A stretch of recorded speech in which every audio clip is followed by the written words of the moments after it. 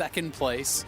I do think Flyquest would need a very good draft here to be able to set themselves up for success. Yep. They have been a team that has been pretty intelligent as far as the drafting goes. You know, in North America, we have seen at times them baiting opponents into picking engage comps, going with things like the Swain. That has been successful for them in the past. I think they're going to need that. They're also going to need a very good performance out of Solo, who I think has been performing much below his level at Worlds.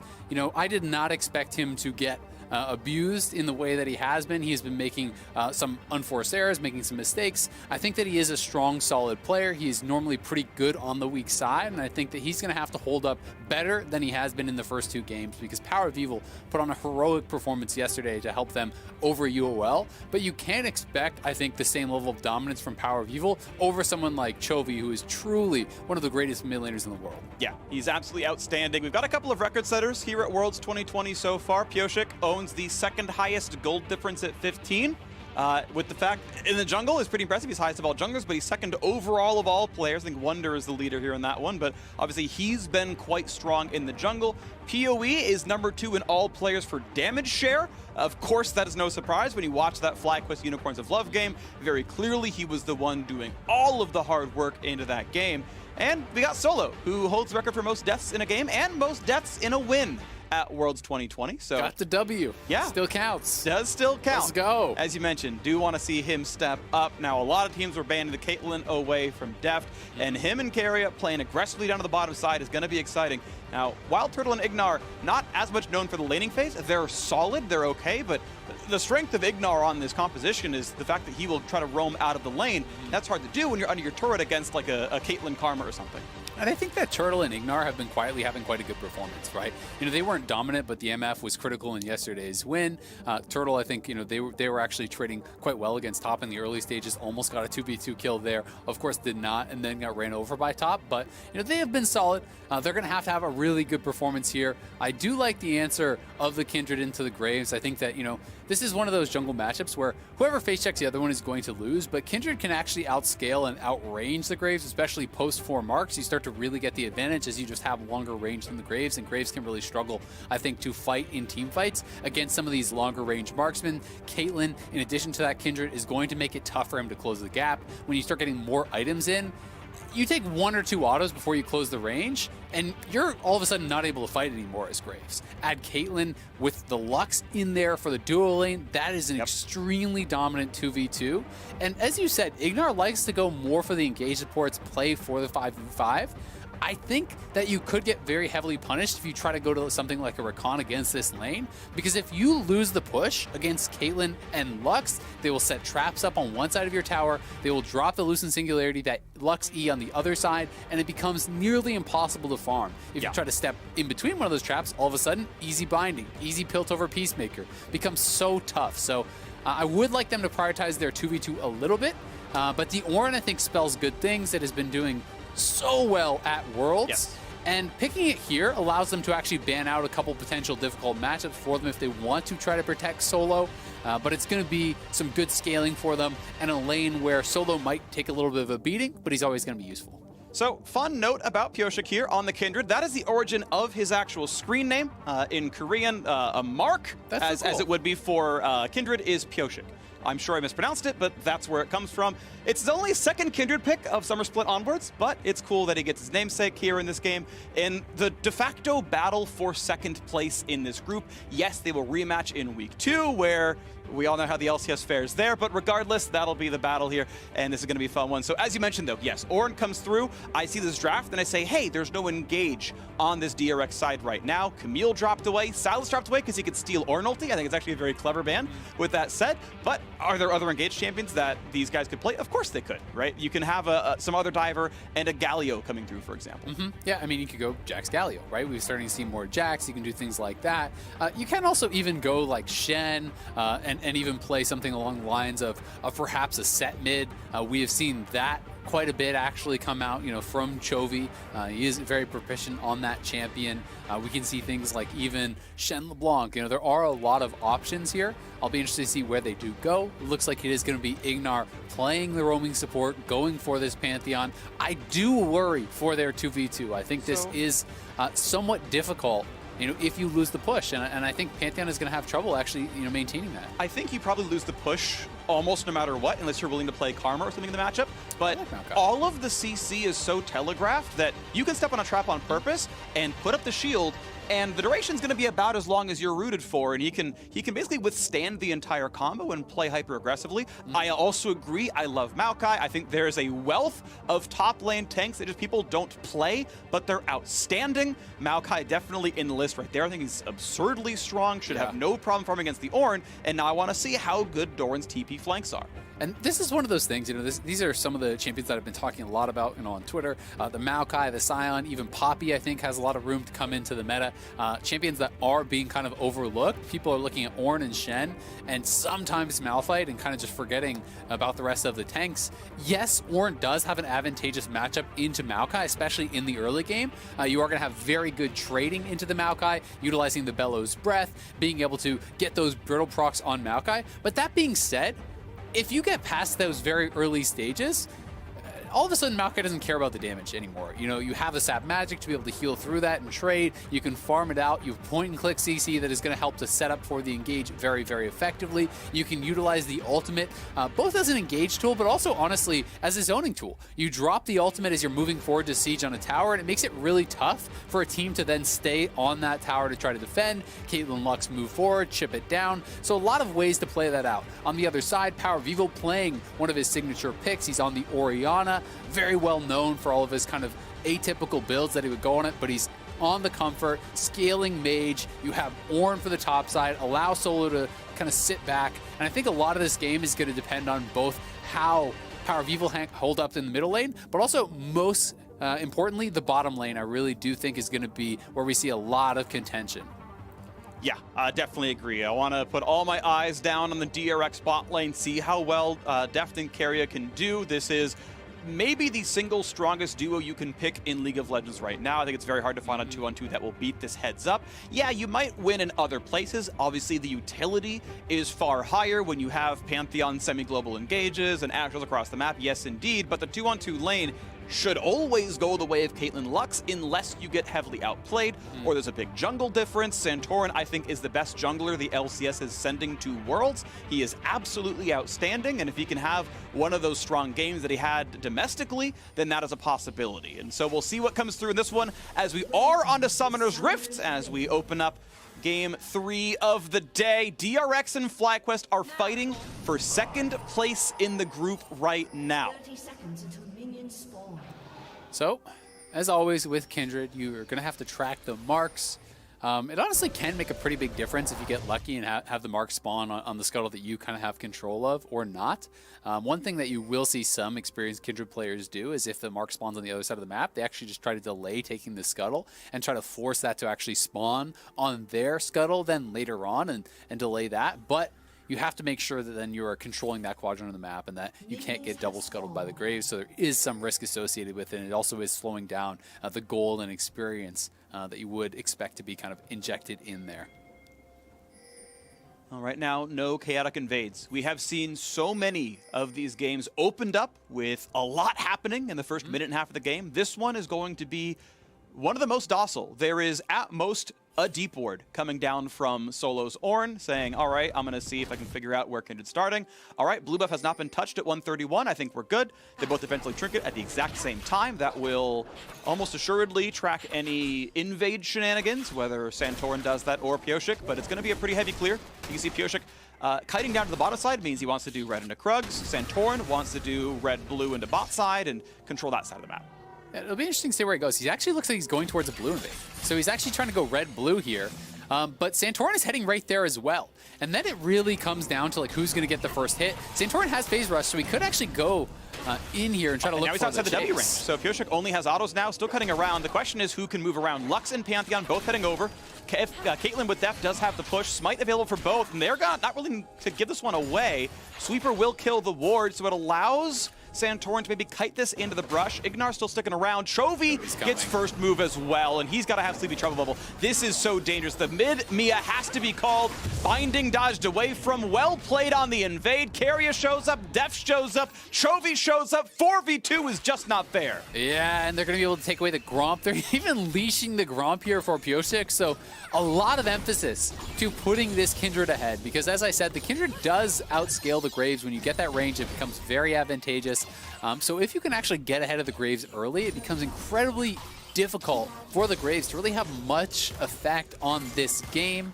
I like the patience there from DRX. You know, they had that roam from the bot lane, but that was matched by Ignar. This is honestly really smart pathing, though, from Santorin. He recognizes that this is lost, so he goes his own wolves. He doesn't try to contest at the blue or at the Gromp, and he's straight over onto the enemy blue. So he will, at the very least, get this, and the Scuttle on the top side has the mark, so he should be able to take the blue, deny that Scuttle away, and be in a pretty reasonable spot here, given the fact that there was that many resources to try to put him behind. And yeah, you talked about how good Santorin is. One of the things that he gets a lot of credit for is his intelligence. You know, his pathing is very smart. He's adaptable. He has good game plans, but they're malleable. He's not just going to hard commit to, I must do this path every game. He adjusts based on what is happening in the game. This is a good example of that. I think pretty smart stuff from him to really not end up very far behind. Yeah, ultimately, Pyosik, of course, did steal away 2 camps to the 1 stolen of Santorin, so assuming bottom Scuttle goes to DRX, there's still, you know, extra camps up for Pyosik long term. As wolves are going down, Krug will be next up, but we'll still see what comes through as the junglers are fairly close in overall camp count as they're dropping down. Pyosik heading down to the bottom side. I think he's going to wait until he knows top Scuttle has been killed, doesn't even bother to check it. He's like, Santorin would have taken this, so I'll wait till it marks bottom side, then take Scuttle. The timing's probably pretty soon. You can see Chovy heading down that way as well. Kindred going to be pretty easily taking the first mark as long as Pyosik waits long enough. Yep, and we'll see if he does want to wait for that. It does seem like he is waiting. Yep, so just getting it low and then actually delaying finishing it. It does always make a pretty big difference getting that first mark, because getting a 4 is so key.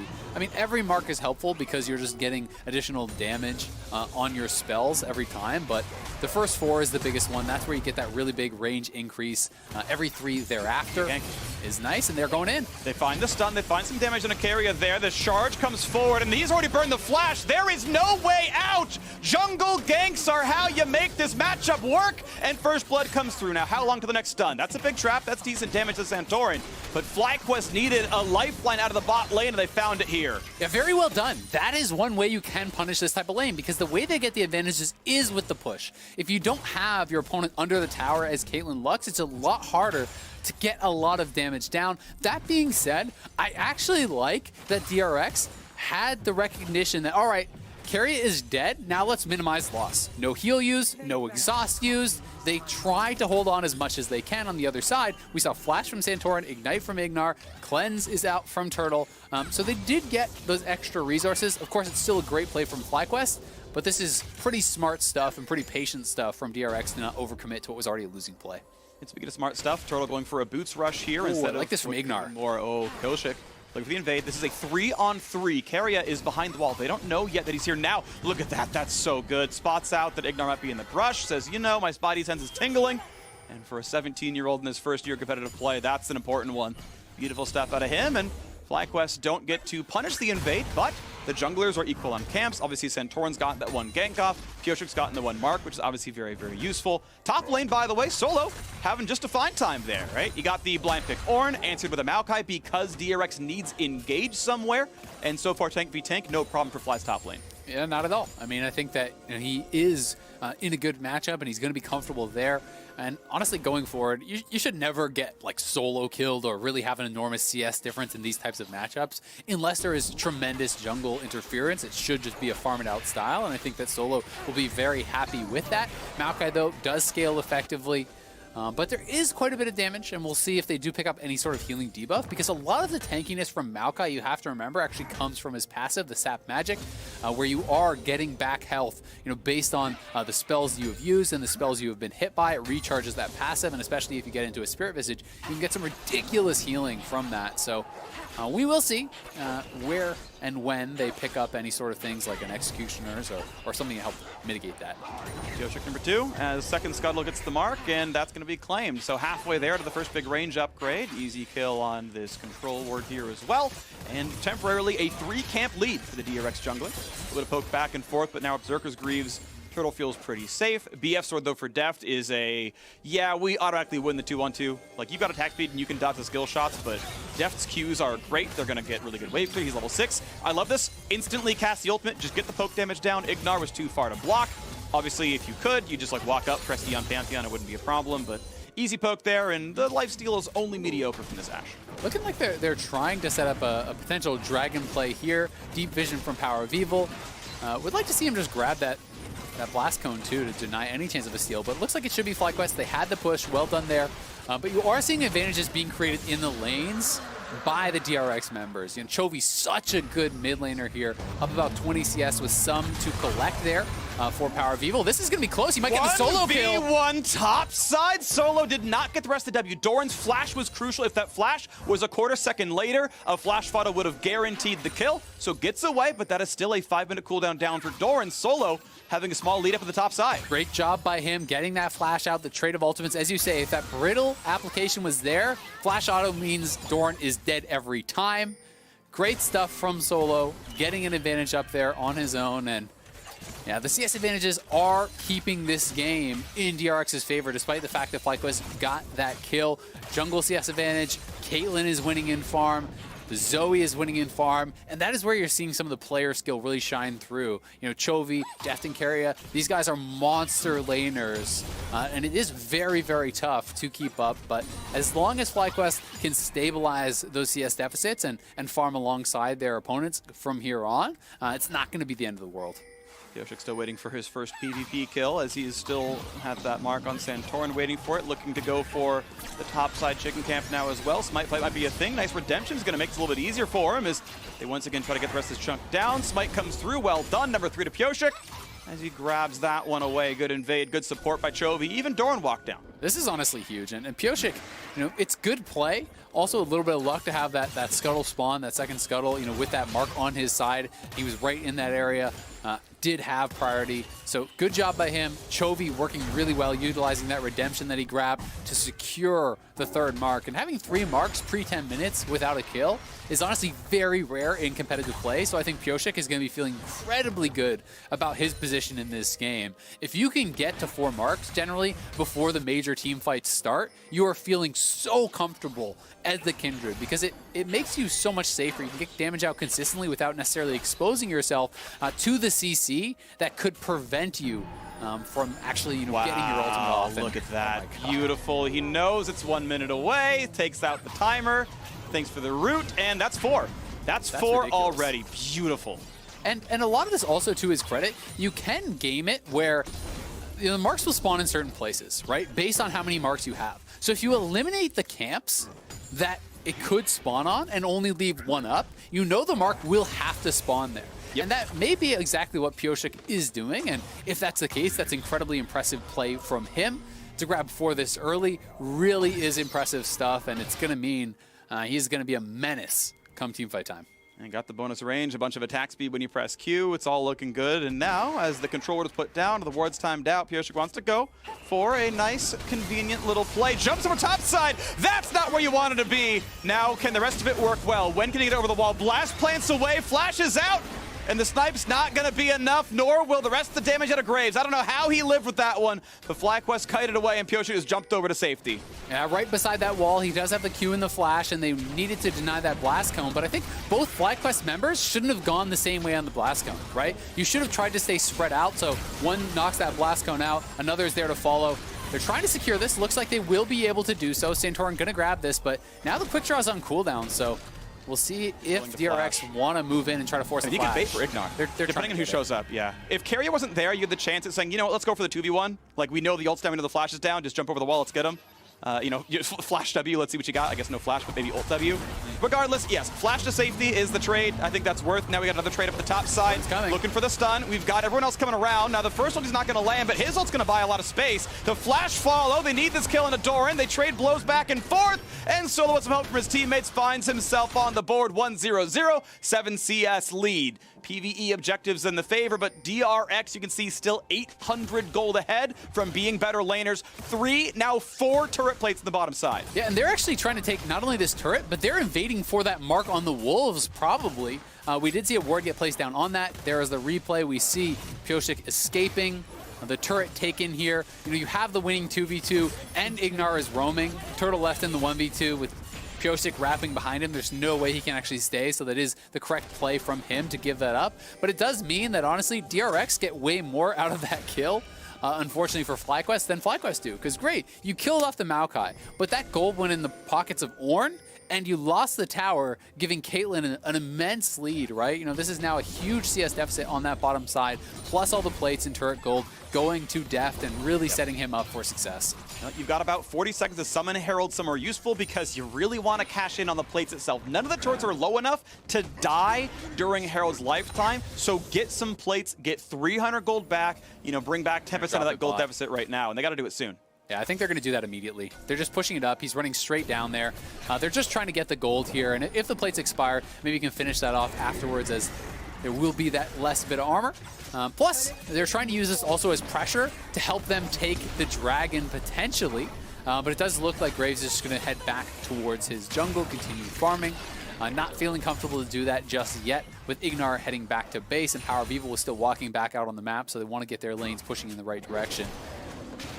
Nice little check to make sure Kindred isn't soloing the Drake. That's not happening. A blue buff handoff, QW, ended off there. But still, 1,600 gold lead to DRX. Bot lane, picked for the laning phase. They got the leads there. There were some nice ganks. Santorans, combined for 2 on the various sides of the map. But Deft and Keria are the reason this game is going the way it is. PoE has caught up. It's been 3 CS the mid lane. That's a positive moment. But for now, bot diff, and the draft was for that. The draft was the reason for this. There's playing it well, of course, as well. But they said, look, we're doing a draft kingdom, or a bot lane kingdom in the draft phase. Let's see if they can play it through. So now we get into the mid game. We go to the second Drake. We're 50 minutes in. Is the lead on Deft and Keria enough to win these team fights? Big sleep, big combo. Ignar gets the shield up in time and takes nothing. Now he's got a kite backwards. I think that might have been a fat finger out of Pyosik. There's no way that was someone in danger. There was no reason to use the ultimate there from Pyosik. And now with that on cooldown, maybe Flyquest want to actually fight this. We'll see if they do try to posture for it. Yes, Ignar had to go back to base, but he has his ultimate. So that fat finger there from Pyosik may actually cost them potentially a team fight. It doesn't look like Flyquest is in a position to punish just yet, but we do see Power of Evil moving down here, and he has his ultimate available. Could come down to steal. They find the stun. This could be an easy steal, easy shockwave, easy burst damage. Thanks for the leash. This should be an easy pickup, and that is a dragon taken away. Doran ulted for wave clear and walked down, then recalled.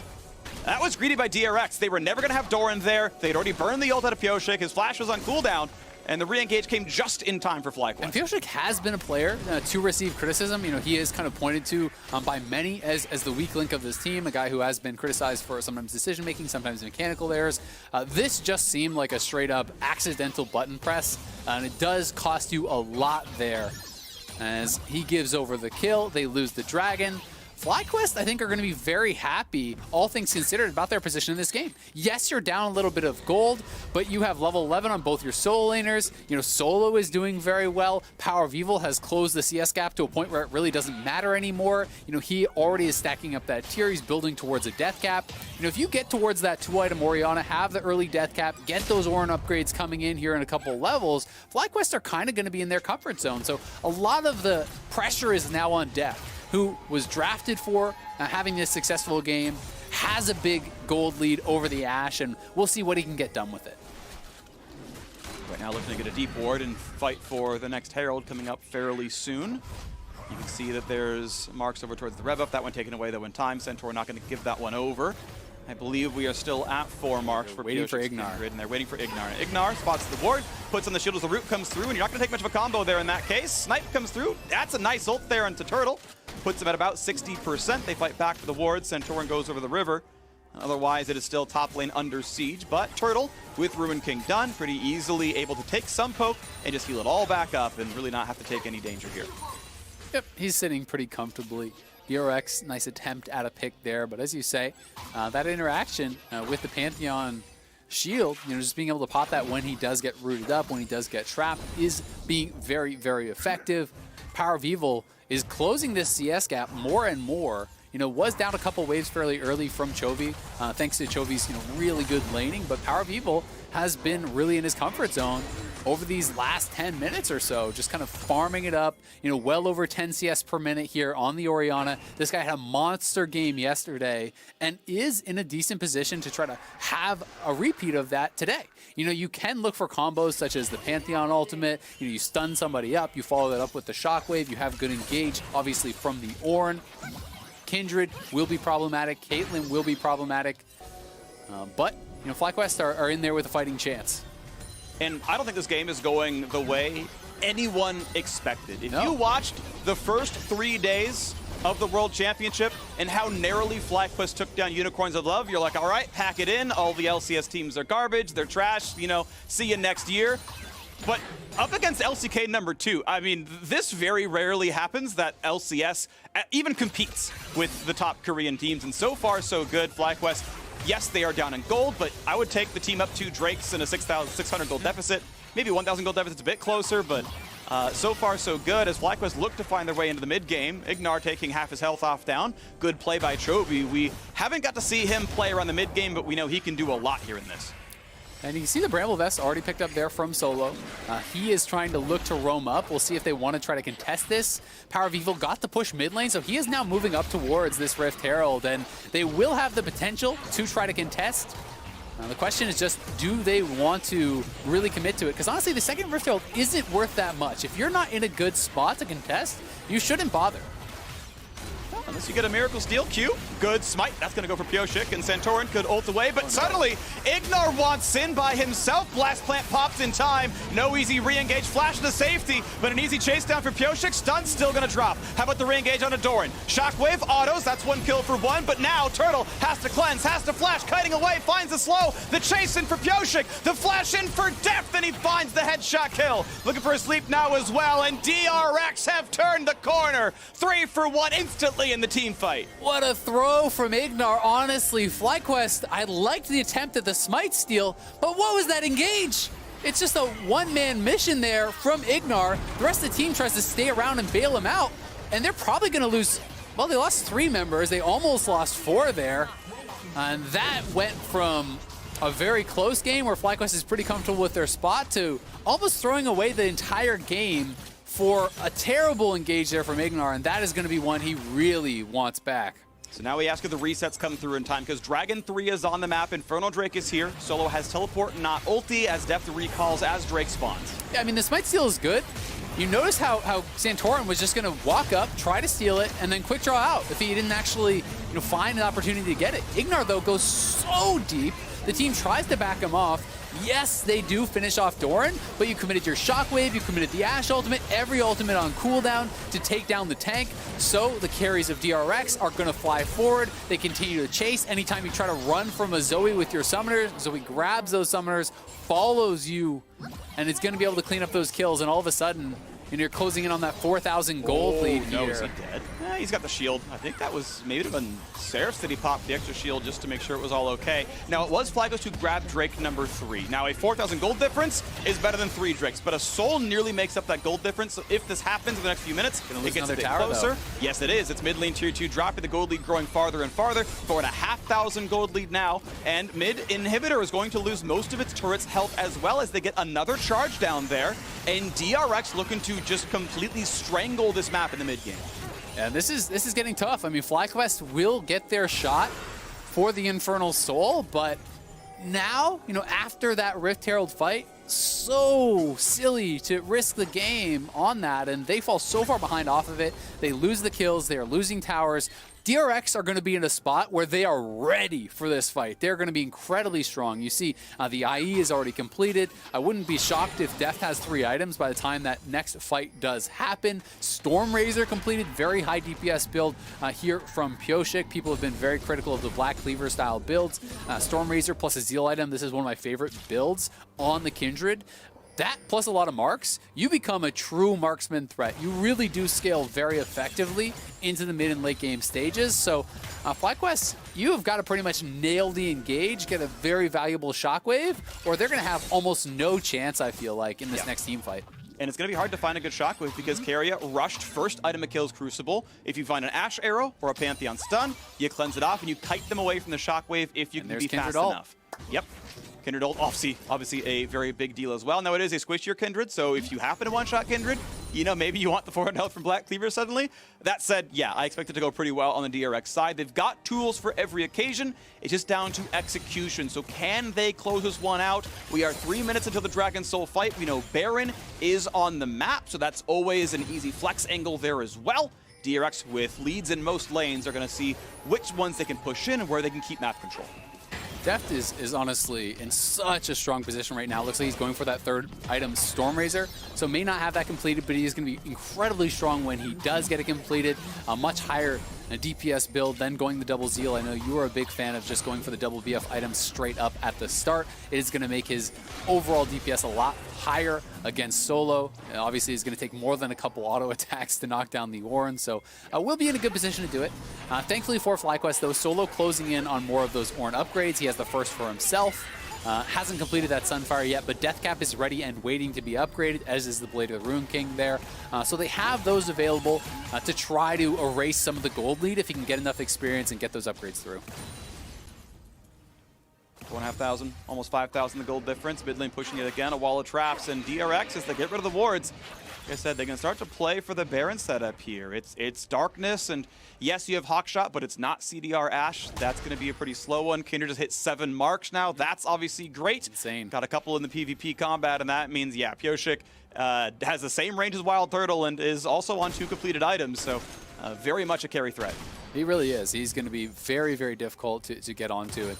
You know, people always think about it from the offensive portion, but the range allows you to have so much more safety too, right? It's so much harder for champions like Pantheon and Ornn to actually be in range to land those stuns because you can outrange them while you're hitting them. You're not this really short-range marksman who's easier to jump onto, burst out before you can get the ultimate down. You have to commit more to get in range of the Kindred, which allows the Kindred more time to react and pre-ultimate engages and things like that. And Pioshik farming excellently as well. 50 CS difference over Santorin. Like, he's absolutely clapping in this matchup now. Santorin got early ganks, but now their KDAs are basically identical. DRX's mid game doing very well, and we've just been waiting for this moment. Ticking down the clock until that 42 seconds in the top left corner becomes 0. And the 4th and Flyquest hopes final Infernal Drake spawns. They would love Dragon Soul. That's their comeback mechanism. That and a really clean team fight. Now, the Ori Shield can fully block a Caitlyn ultimate. It's time for Solo to step up in the front line. 25 seconds till this Drake spawns. Mid lane was pushed in by Flyquest, but easily answered by DRX.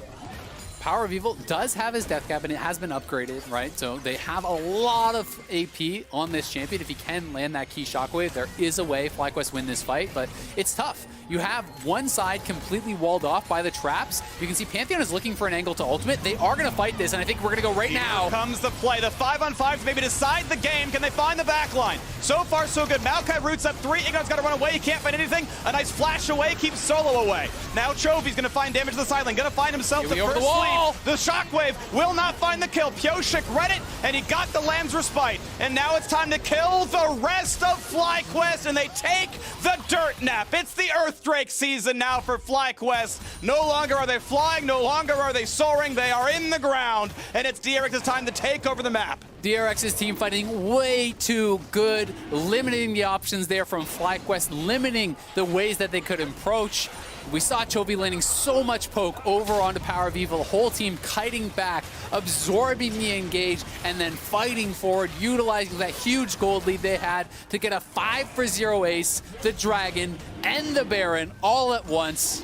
This one is all but wrapped up now. Was a good attempt at the shockwave there from Power of Evil, but not quite enough. As happens. It does happen. Not quite enough to actually one-round Pyosik there, but was close. Pyosik fast enough on the ultimate. Yeah, I mean, he ulted pre-shockwave. He's like, okay, the ball's on me. Let's just shockwave. The only way we lose is if I get one shot, because that would have been 2 kills. But now look for the re-engage. A shockwave on a 2. Chovy is caught up, but he has a flash. He's going to go to the wall. Can they get the rest, though? They're going to try to find Doran. He flashes away back to his turret, but it's still a 3 or a 4-on-1. Doran should not live here. He's going to dodge the first knockup, the first stun. They will find the kill. 1 Baron buff is gone, but that is a very, very small consolation prize. You know what I will say? I like how aggressive Flyquest has stayed in the 2 games that they've fallen really far behind. Both in the top game where they were getting run over and now down nearly 10,000 gold, they are still looking for these proactive plays. Let's watch this one more time. Look at Chovy over the wall. His positioning got so much damage down onto Power of Evil, pushes him out almost entirely. Notice how Santorin, Turtle, and Power of Evil had basically no impact before Ignar was dead, and now Solo is sectioned off. It's a great shockwave over the wall. Def sidesteps it, though, and the Lamb's Respite came through there from Pyosik, staying alive. DRX, very good positioning, very good team fighting, utilizing a gold lead, everything you would want to see from them. And that was so sick from Pyosik, because PoE was over the wall. I don't think he was warded. He QR'd from Fog, and Pyosik read it in time to ult. You have to have a lot of presence of mind. I'm not talking runes to make that play happen. That was a game-saving move. If he's dead, Baron doesn't happen. That fight is closer. We might look really differently about this game if that play came through. PoE had a great line, and Pyosik was fast enough to stop it. Really well played from him, to be honest. And he has had a very, very strong game, going straight for that IE now. So he is ridiculously strong at this point in the game, going for that crit build. DRX, they have the Baron buff, they have every sieging tool you can imagine. Walk up, drop the traps, slowly poke away, shield up the Caitlyn, shield up the Kindred, let them hit that turret.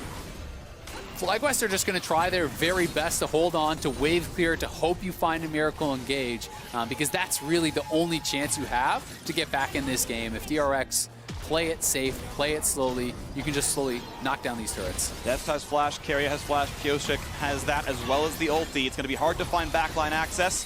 Turret will live for now as Baron ticks down, 38 seconds remaining, but a new wave shows up, and that's going to be a turret dropping. Flyquest lose control of their bottom inhibitor. Mid Maokai's top opened up as well. Maokai in the top side does have teleport, but Flyquest, oh no, PoE! He cannot find the shockwave. Def, what a beautiful play! Flashes forward, Solo kills Power of Evil, and without a carry standing, look at the rest of this damage. Yeah, you can block it, but it's time to kill the base. The perfect cleanse, Keria goes back up, finds a bit more. Re-engage, gonna look at the best they can, but no asleep on Solo means there's no ult. Pyosik is unstoppable, and there is nothing left for Flyquest to do. DRX in pretty dominant fashion once 20 minutes came around. They took control, a bit of damage coming back around, a single kill on the board, but it's not gonna be enough. DRX take control, a second place in the group, the way it was expected coming in. Flyquest made him work for it, but it's still going to be a likely 30-minute victory. We wait for the minion wave to drop down the backdoor bonus. The Nexus will fall, and DRX take down Flyquest in 30 minutes. What a way to finish it there. Def doing his best Syndra cosplay, wiping the mid laner off the map. He's had enough. Flashing forward onto Power of Evil there. Clean stuff from him. Really had an incredibly dominant game. Got so far ahead. And DRX can be happy with how they closed out once they got in the advantage, but you have to say, this game hinged so much on that terrible engage from Ignar. That was the game-losing play. They bet it all at the Rift Herald. It went terribly for them.